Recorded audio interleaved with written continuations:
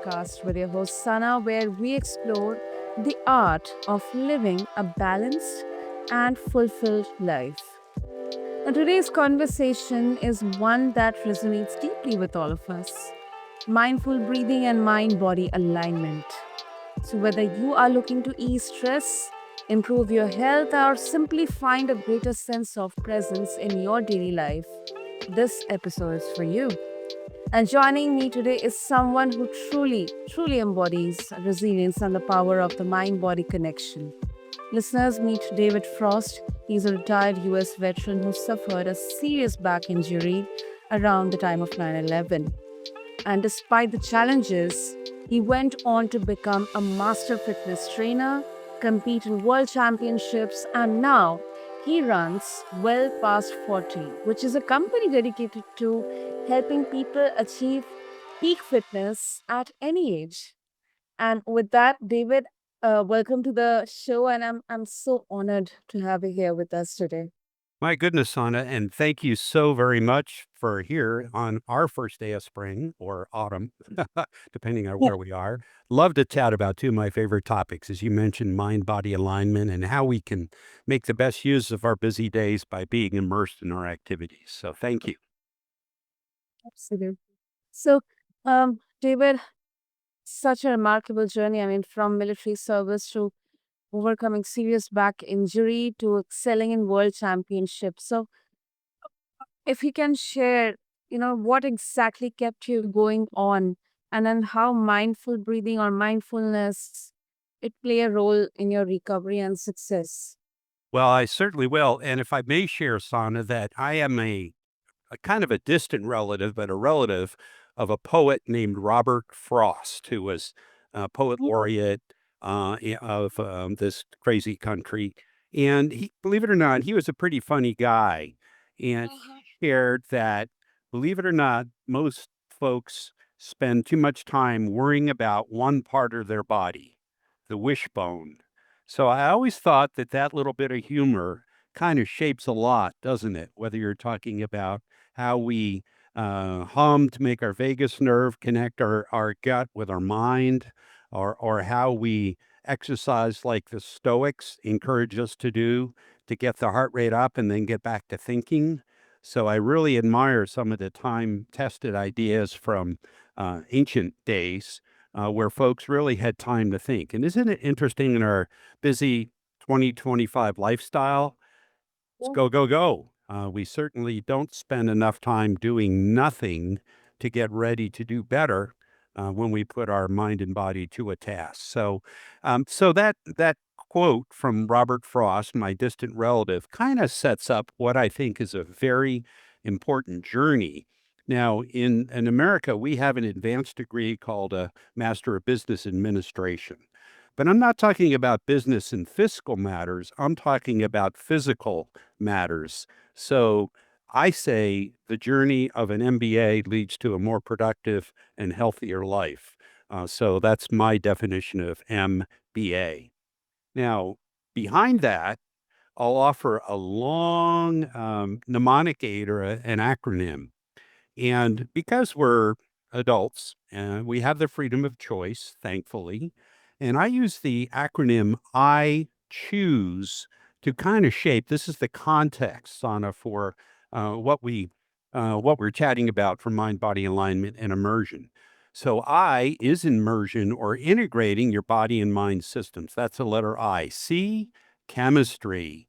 And we don't spend enough time honoring our happy hormones, giving hugs, or understanding that 94% of our amazing bodies are just four elements: carbon, hydrogen, oxygen. And by the way, that's jumping ahead to the after the H, which is H2O for water. Isn't it Mhm. interesting that the number one sign of fatigue is or the number one reason for bodily fatigue is dehydration? If too many of us don't drink enough healthy, clean water, so that's the H for clean water. The next is O. There are two O's. The first one is oxygen. Oxygen is the biggest element in our bodies. About two-thirds of our body is the element oxygen. So oxygen is in sugar, it's in protein, and it certainly needs to feed our mind and body for aerobic or thinking, aerobic exercise or thinking. That's how important it is. The second O, it's the bad boy oxygen. When we exercise, when we smoke, when we get too much sunlight, or when we're exposed to environmental toxins, we get oxidative free radicals, which is inflammation, and that's evil. So we don't want inflammation. We want good oxygen, not oxidative free radicals that rust our bodies and cause all kinds of diseases and conditions. Two more to go. S for sleep. In one of my books, I say that sleep is like mimicking Morpheus. Morpheus was this little Greek nymph who used to run around and get into women's boudoirs in mythology. Um, and isn't it interesting that the word morphine, that very powerful drug, came from the same word as Morpheus? And isn't it also amazing that our bodies can generate their own opioid like substances from aerobic exercise? So that doesn't happen if we're not rested. And in fact, if you have any collegiate or postgraduate folks listening in today on your show, 18 hours of pulling an all nighter before a big exam, sauna, is the same as being legally drunk. That's what happens to our mind if we don't give it the chance to restore, reboot, and get you ready for the two good F's: feed and restore, not fight or flight, which is stress, cortisol, making your endocrinal system work in overdrive. And I come to my last letter of I choose: exercise. Whether it's the Stoics talking about brandish a weight and then get back to studying at the gymnasium. Interesting, in the old days, the gymnasium was for both mind and body, thousands of years ago. And they were, if anyone was mindful, certainly Stoics were among on the very short list of very mindful, thoughtful, yet energetic people. So when and that's that's a very long description of the phrase "I choose," but that's how I like mnemonic aids because it helps me remember important things like oxygen, sleep, um, chemistry, hormones, and exercise. So, back to you. So powerful, and it is so effective. And it's like, you are taught in the childhood to, understand the basics of our body, mind, and spirit connection. So thank you for sharing that, David. Oh, and And if I may, just to interject there, sorry to interrupt, but it's so important what you just mentioned. If we do it right at my age or your age, we should be kid-like and playful, shouldn't we? We shouldn't be always serious. The joy of a child brings such happy hormone flows and offsets stress. So, sorry to interrupt, but I thought that was such a key point that you mentioned about what we learned as kids. Don't forget it. Whether it's getting up from the ground or, and keep going barefoot or running through the leaves, so important. absolutely, absolutely. And also, um, and the most what the striking thing is, so many people, especially athletes or those with military backgrounds, they are taught to ignore discomfort, but you have shown that tuning in can be even more powerful. So for someone who is new to mindfulness or they're struggling with chronic pain, where exactly do you recommend they should start? I mean, what's one simple technique they can start trying today? Oh, may I broaden it to perhaps 3, Sana? The first one I'll say is breathing, but the second is pets, and the third is hugs. When oxytocin, um, yeah, I wanna make sure I say oxytocin, not OxyContin. Oxytocin, the hugging hormone.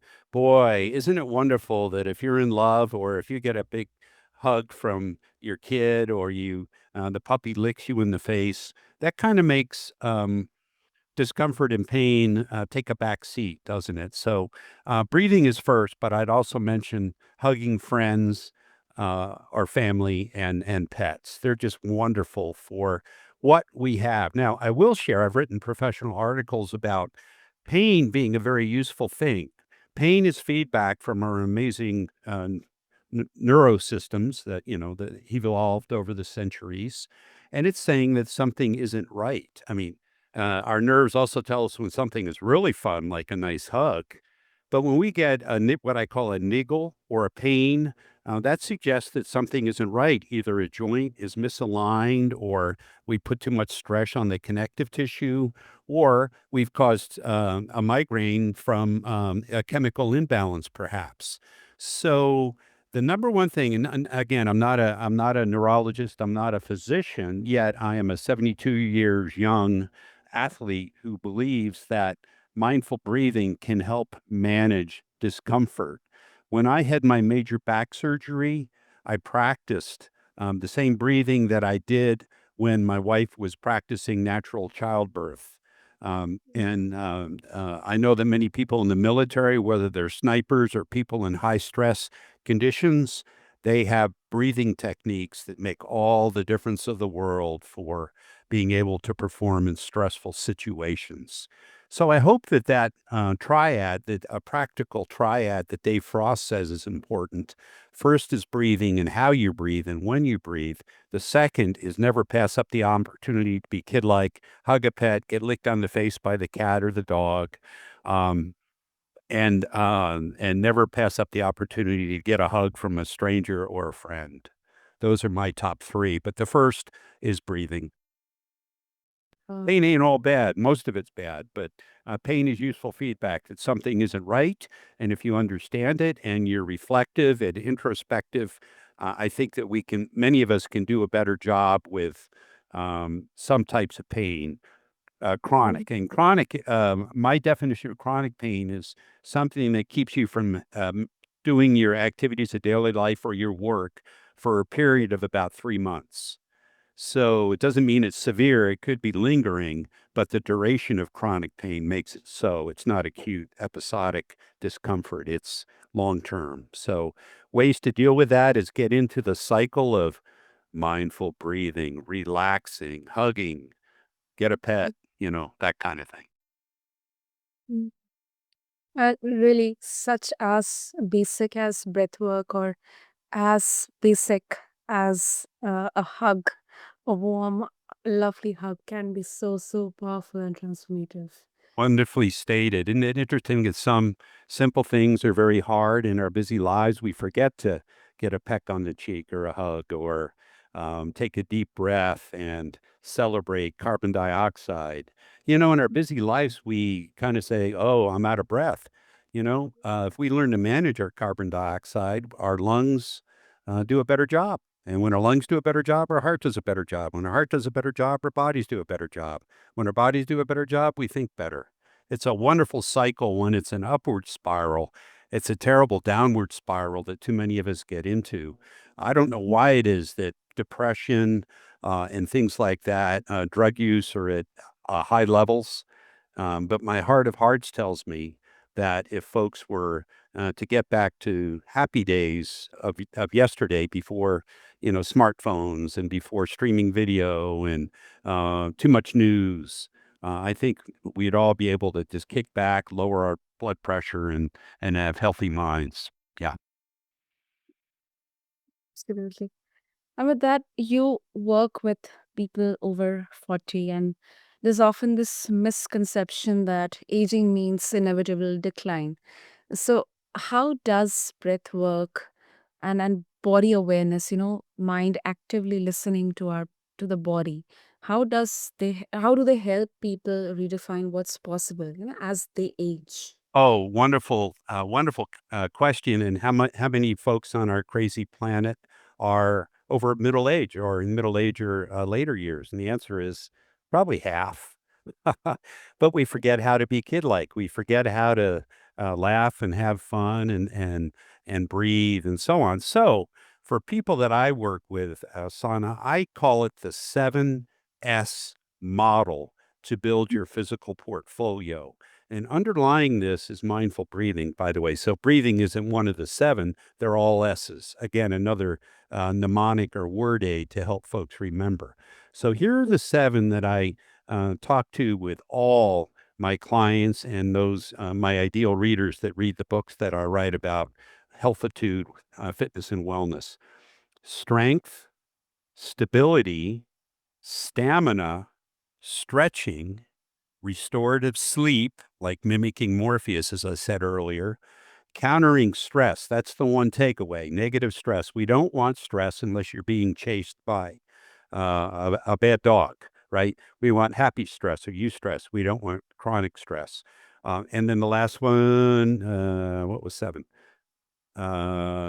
Sustenance, anti-inflammatory eating. So I'll review those again. It's a lot, but seven: strength, stability, stamina, stretching, restore to sleep, anti-inflammatory sustenance, and don't stress. Those are the seven elements.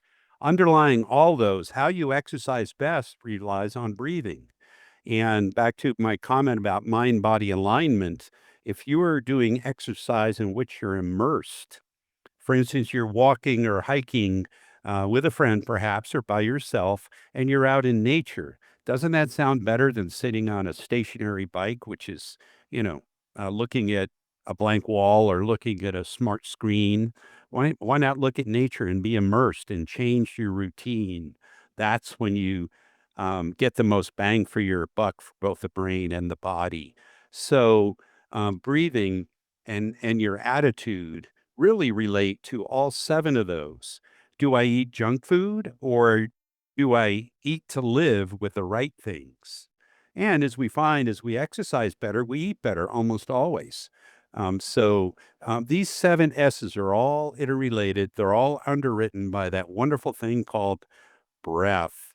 How we Mm. breathe, inhaling through the nose, exhaling gently, using that diaphragm, which is supported by so many core muscle groups. So, so important. It has been for thousands of years. It's just like we kind of woke up 5 years ago and said, let's do yoga. Smart people have been doing yoga for centuries, but Americans tend to just find the next new thing and try to chase it. So, like diet pills, for instance. So, Oh, that's really, really such a refreshing perspective.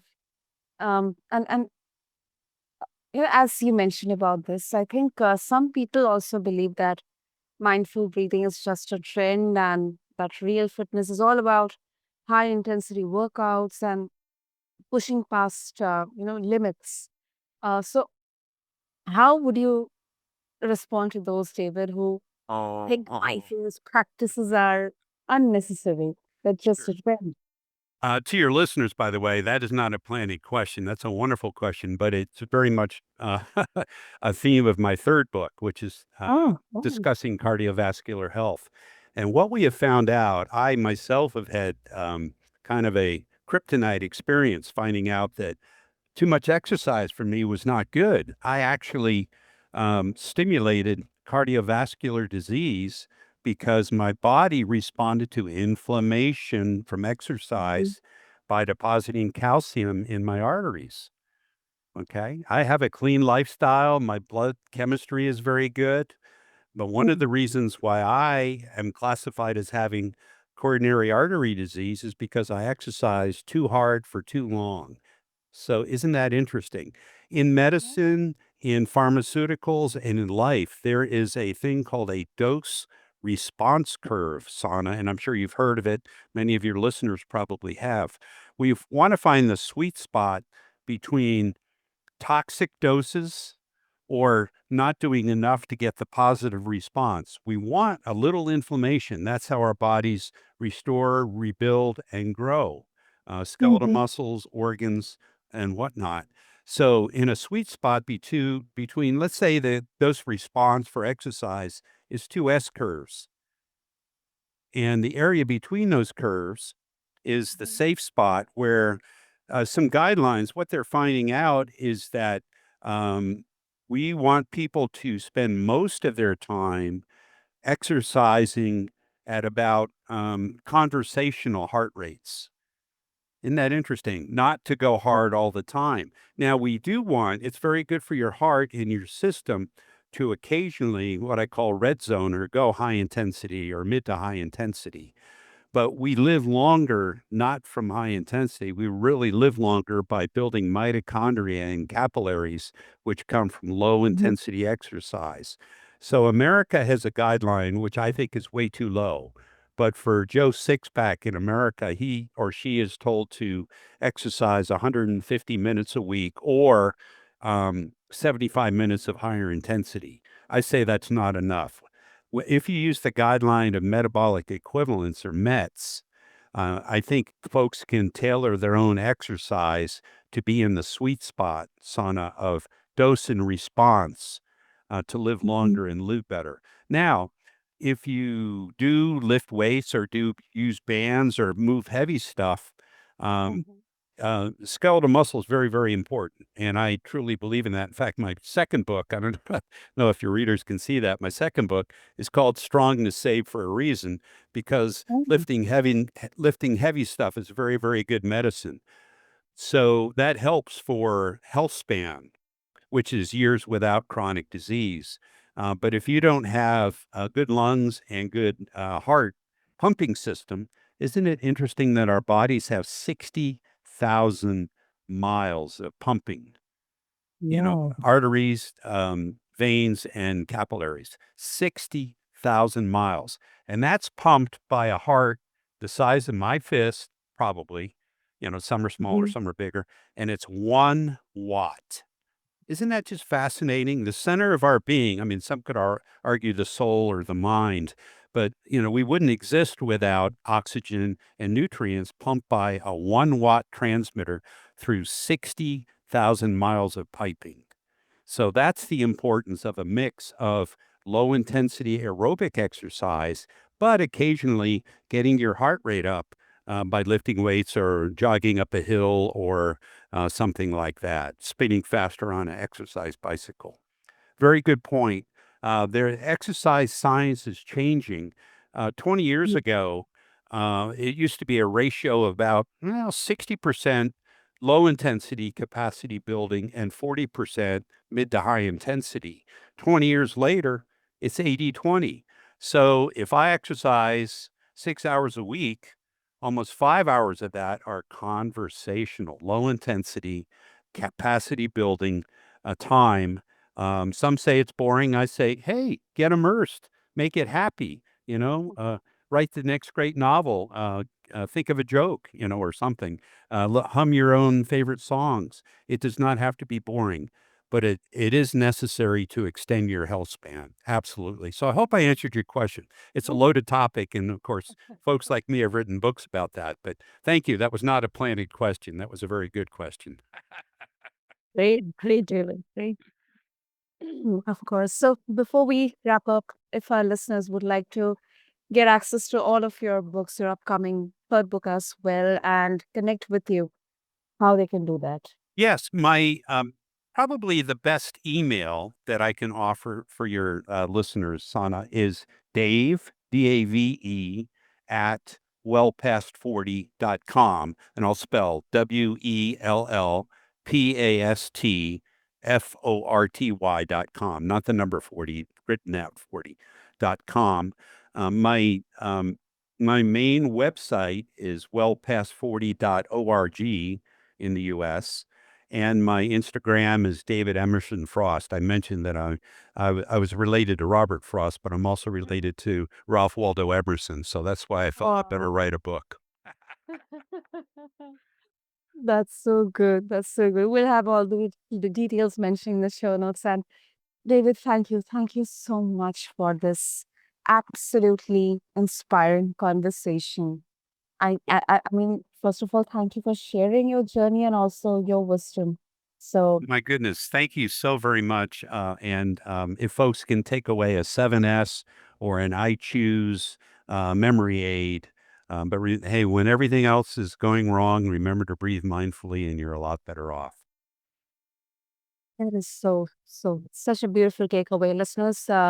And also, if this episode connected with you, I would encourage you to just take 5 minutes today to focus on your breath and observe how it impacts your body.